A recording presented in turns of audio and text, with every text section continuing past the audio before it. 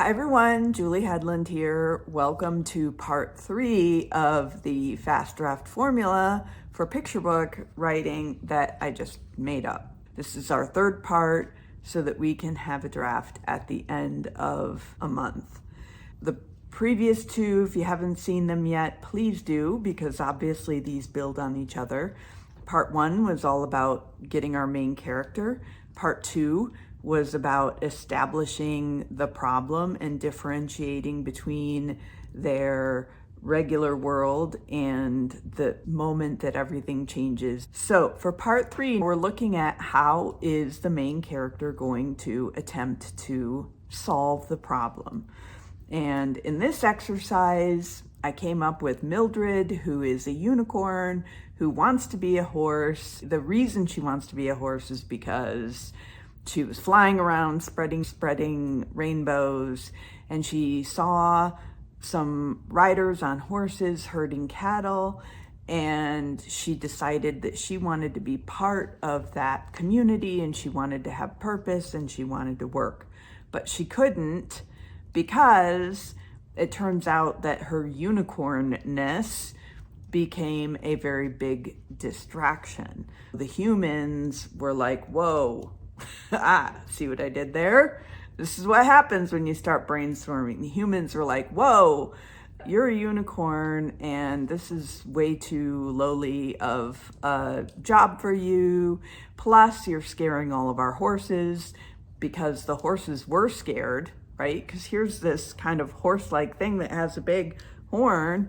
And so because the horses were spooked, then the cattle were spooked, and that became a big problem. And that's where we left off. And at the end of that first instance where Mildred had approached this team to try to become part of it, she began to doubt herself, because one of her strengths is she's persistent, but she also has a lot of self-doubt. This time, with your main character and your problem, you're gonna come up with ways that they try to solve the problem or overcome whatever the barrier is that's in front of them. And the thing to think about here is the stakes. So the stakes for Mildred are that this, she feels, is her very last chance to have community, to have family, right? She is either the last unicorn on Earth or close to it, because she doesn't know any other unicorns.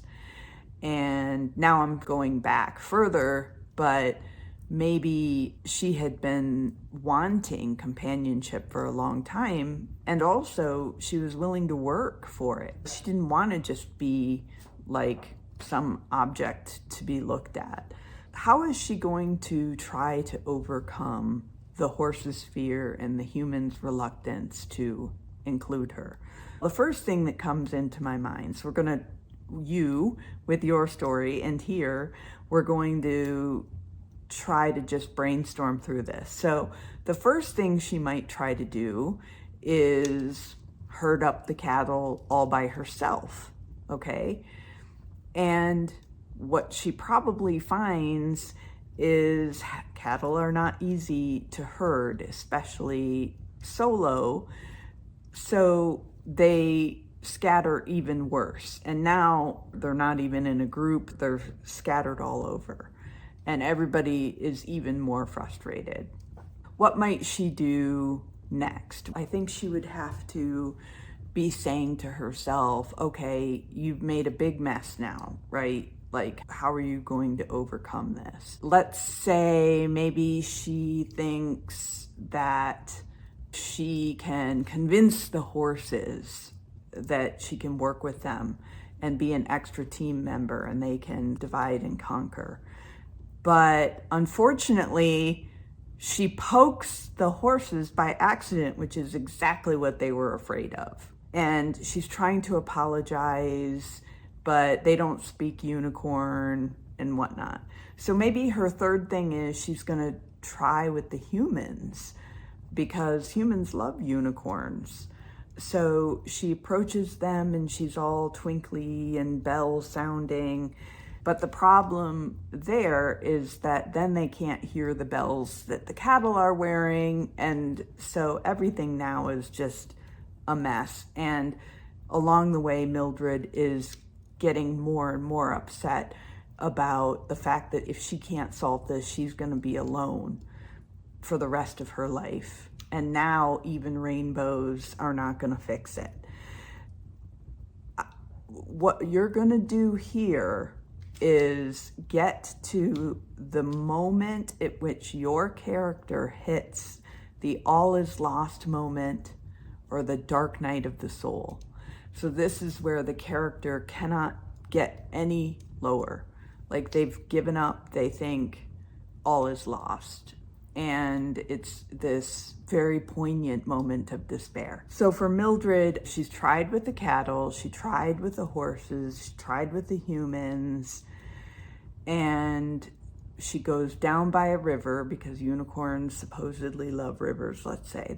She goes down by the river and she lays down, and maybe there are clouds and rain. She feels she's failed and I'm never going to make another rainbow again because nothing is beautiful. All right, that's what you're gonna do. You're gonna outline, let's say, 3 ways that they solve the problem and try to make it so that things get worse and worse every time, and that the stakes get triggered, right? Whatever that character's biggest fear is, feels like it's going to come to fruition.